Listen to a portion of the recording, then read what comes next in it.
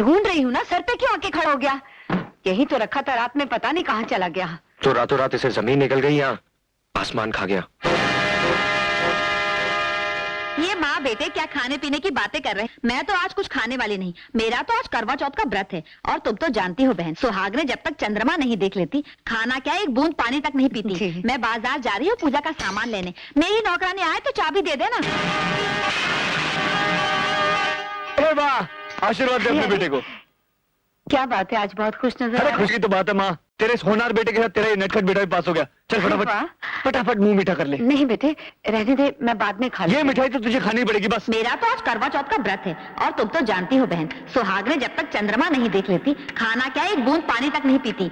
मैं खा लूंगी बेटा, बाद में खा लूंगी। तू थोड़ी सी तो खा ले बा, थोड़ी सी खा ले माँ। समझता वो इतने प्यार से खिला रहा है और तू इनकार कर रही है। खा ले। मैंने कहा ना, मेरा मन ठीक नहीं, मैं बाद में खा लूंगी। लिखा। क्या कर रहा है? मैंने कहा ना मुझे नहीं खाना। खामखा जिद कर रहा है। तू भी अजीब आदमी है, जब वो मना कर रही है तो जबरदस्ती करने की क्या जरूरत थी? चल अब मूड मत खराब कर, चल बाहर चल के सेलिब्रेट करते हैं, चल। अब क्या हुआ? माँ मैं राज के साथ बाहर जा रहा हूँ, रात को देर से लौटूंगा, खाने पर मेरा इंतजार मत करना। अबे चलना यार।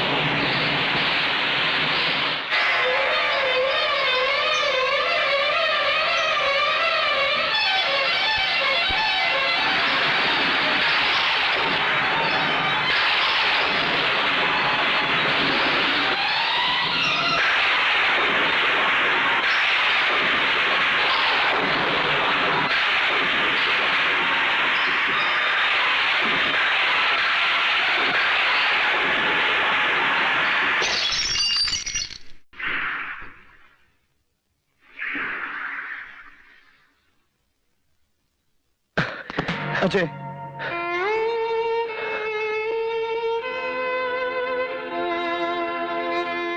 पागल हो गया तू? क्या क्या कर रहा है? मैं देख रहा था कि लहरों में टकराने की ताकत ज्यादा होती है या चट्टानों में बर्दाश्त की। क्या हुआ तुझे? प्रॉब्लम क्या है तेरी? कोई प्रॉब्लम नहीं है यार। तो फिर इतनी शराब पीने की वजह क्या है? आंसू पीने से अच्छा है आदमी शराब पी ले। अजय तू मुझसे कुछ छुपा रहा है, बोल क्या बात है? कुछ नहीं यार, सब ठीक है। यार भी कहता है और अपने गम में शरीक भी नहीं करता। तुझे हमारी दोस्ती कसम, बोल क्या बात है? बुरा मत मानना यार, कुछ बातें दोस्ती के दायरे के बाहर होती हैं। ठीक है, लेकिन तू मेरे दिल के दायरे के बाहर नहीं। चल घर चल। नहीं, एक लगा के दूंगा। चल अब चल। राज मुझे चल मेरे घर हाल चल। पे छोड़ दे। संभाल के।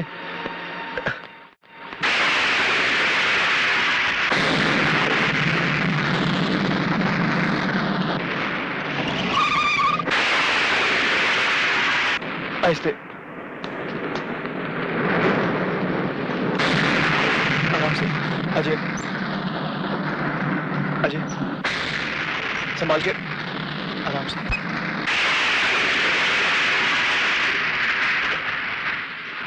अच्छा, तो पी के आया है? वो माँ पासों ने खुशी में पार्टी दी थी, दोस्तों ने जबरदस्ती पिला दी इसे, थोड़ी सी चढ़ गई है। माँ, मगर प्लीज ये डांटना मत, गलती तो मेरी थी, खामखा में से ले गया वहां। गलती तेरी नहीं है बेटे, खोट तो मेरी परवरिश में रह गई, वरना मैं तो इसी भरम में जी रही थी कि जिंदगी के किसी भी मोड़ पर इसके कदम नहीं डगमगाएंगे। अजय,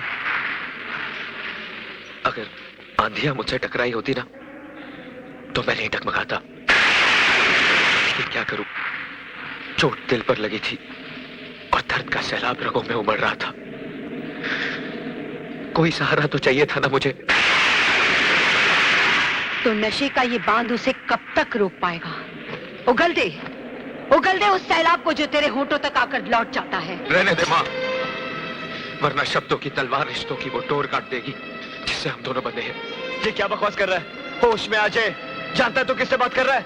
उस औरत से राज, जिसे देवी कहते हुए कभी मेरी जुबान नहीं लड़खड़ाई, जिसकी ममता का आंचल 25 साल जिंदगी के हर मौसम में मेरी हिफाजत करता रहा।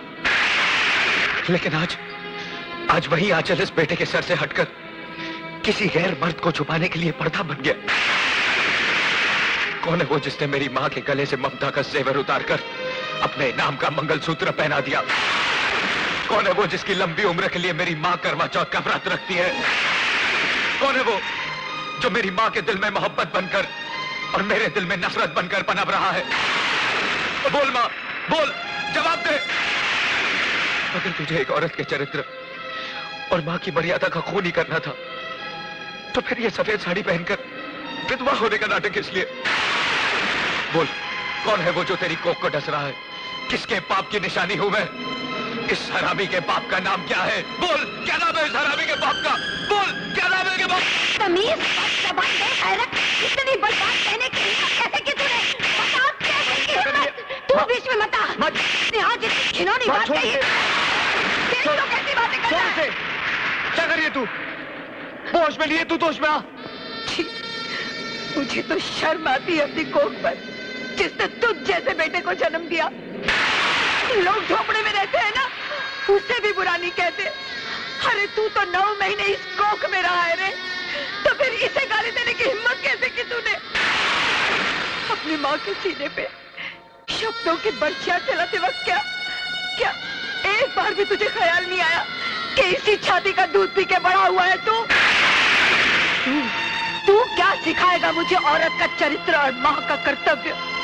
अरे मैंने तो एक वचन के लिए अपनी सारी जिंदगी वनवास की तरह काट दी। तू जानना चाहता है ना कि मैं ये मंगलसूत्र किसके नाम का पहनती हूँ, किसकी लंबी उम्र के लिए करवा चौथ का व्रत रखती हूँ? तो सुन, वो कोई और नहीं, वो तेरे पिता हैं।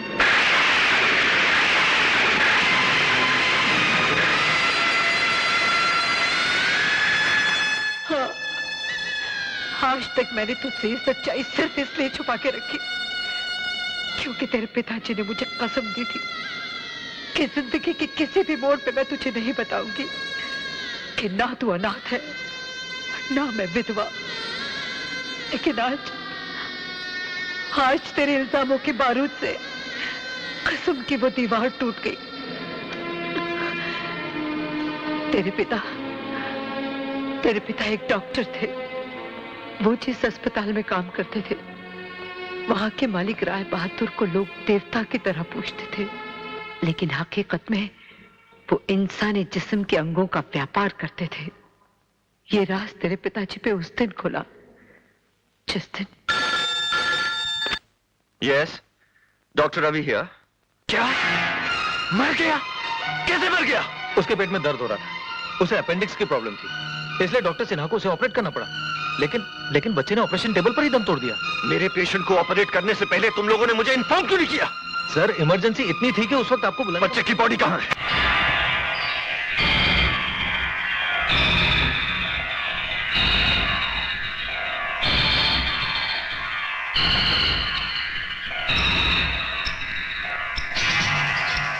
Heart is missing. Oh my God. ताज्जुब हो रहा है ना? इस बच्चे के सीने से दिल कहां गायब हो गया? एक गरीब मजदूर के बच्चे का दिल अब एक करोड़पति बाप के इकलौते बेटे के सीने में धड़क रहा है। और जानते हो हमें इस कारनामे की क्या कीमत मिली है? 3 लाख रुपए। ये दौलत तुम्हारा भी मुकद्दर बन सकती है डॉक्टर, अगर तुम हमसे हाथ मिला लो। घबराओ नहीं डॉक्टर, किसी को हम पर शक नहीं होगा, क्योंकि हम ये हथकंडे उन्हीं पर आजमाते हैं जिन्हें मरने के बाद कफन के पैसे भी हम ही को देने पड़ते हैं। You bastard! Kidney, liver, brain, lungs, heart वगैरह, ये सब इंसान। मैं कहता हूं छोड़ दो मुझे। गौर से देखिए राय साहब, ये वो कमीना सफेद पोश कसाई है जो पेशे की आड़ में लाशों का कारोबार कर रहा है।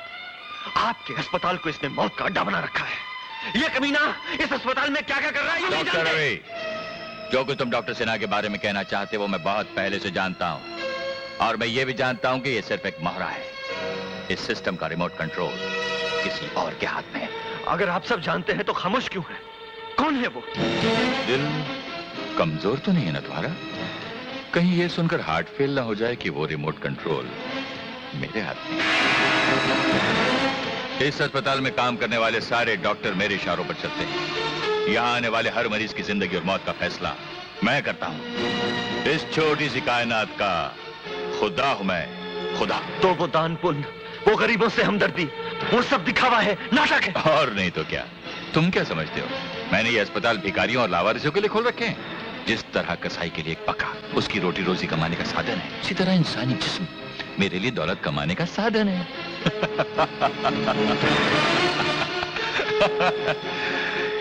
कितनी अजीब बात है ना डॉक्टर रवि। जिस मुल्क में जिंदा इंसानों की कोई कीमत नहीं, मैं उन्हें लाशों में बदलकर कीमती बना देता हूं। खैर, अब तुम हमारा राज जान ही गए हो तो हाथ मिलाने की कीमत बताओ। सिर्फ एक कफन जो मैं तेरी लाश पर डालूंगा। Relax doctor Ravi, relax. कीमत बताओ, कीमत। तू अपने आप को नीलाम भी कर दे तो मेरे जमीर की कीमत नहीं लगा सकेगा। मैं भी पुलिस को फोन करूंगा। पुलिस की क्या जरूरत है? उसका इंतजाम तो हमने पहले से कर रखा है। डॉक्टर जगदीश। आइए इंस्पेक्टर साहब। Inspector, arrest him. इंस्पेक्टर साहब, गुनहगार मैं नहीं हूँ, ये कमीने हैं जो बेकसूर मरीजों की जिंदगियों से खेल रहे हैं।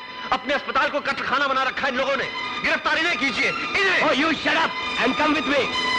ये सब तुम्हारी मिली भगत है। मैं तुम्हारे गोरख धंधे का पर्दाफाश करके रहूंगा।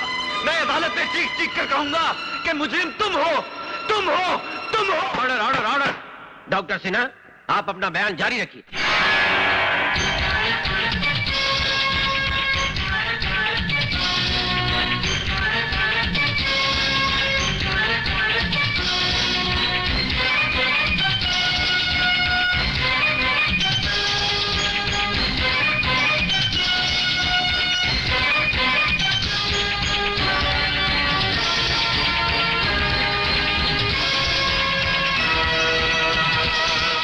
खिलाफ एक मुकम्मल साजिश है योर ऑनर। ये सारे सबूत, ये सारे गवाह राय बहादुर के खरीदे हुए मोहरे हैं। मैं सच कहता हूँ जज साहब, मैं निर्दोष हूँ। मैंने कोई पाप, मैंने कोई गुनाह नहीं किया जज साहब। मैंने कोई पाप, मैंने कोई गुनाह नहीं किया जज साहब। तमाम गवाहों और सबूतों की रोशनी में ये अदालत इस नतीजे पर पहुंची है कि डॉक्टर रवि ने रुपयों की खातिर एक मासूम बच्चे की जान ली और अपने पेशे को बदनाम किया। लिहाजा ये अदालत डॉक्टर रवि को डॉक्टरी के पेशे से खारिज करते हुए उम्र कैद बामुशक्कत की सजा सुनाती है।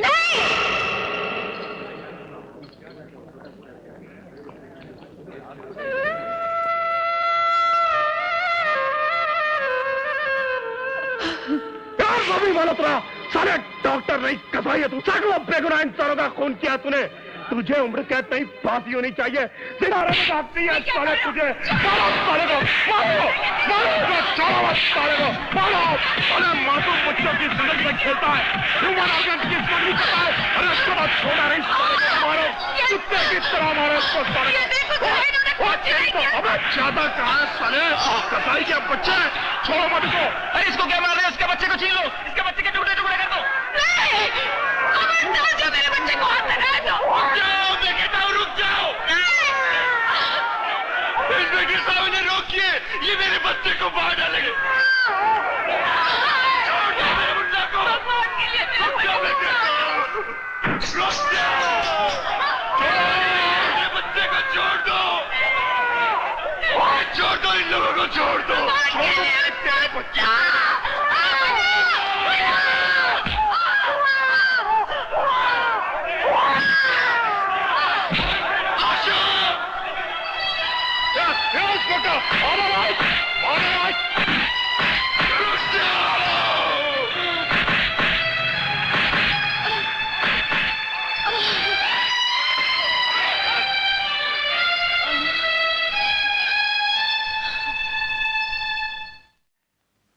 आशा,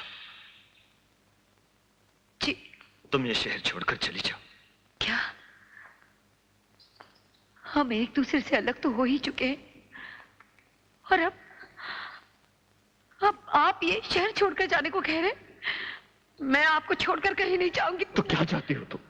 अगली बार जब तुम मुझसे मिलने आओ, इस बच्चे की लाश तुम्हारे हाथों में हो। एक बाप होकर ऐसी अशुभ बातें कर रहे हैं। तो क्या करूं? लोगों की आंखों में जो नफरत और गुस्सा मैंने देखा है, वो तुम्हें और इस मासूम को जिंदा नहीं रहने देगा। किस किस के पत्थर से हिफाजत करोगी इसकी? चली जाओ आशा, चली जाओ। किसी अजनबी जगह जाकर परवरिश करो इसकी, जहां तुम्हारे बेटे के नाम के साथ डॉक्टर रवि मल्होत्रा का नाम शामिल ना हो, ताकि ये किसी मुजरिम या कातिल का बेटा ना कहलाए। मैं बताऊंगी इसे कि सच्चाई क्या है। नहीं यकीन करेगा वो। अरे बचपन कोरे कागज की तरह होता है, और दुनिया वाले मेरे गुनाहों की उस पर इतनी स्याही बिखेर देंगे कि तुम्हारे लिखने के लिए कोई जगह नहीं रहेगी। इसलिए कहता हूं आशा, मान जाओ, मान जाओ। इस बच्चे के भविष्य की खातिर तुम्हें दुनिया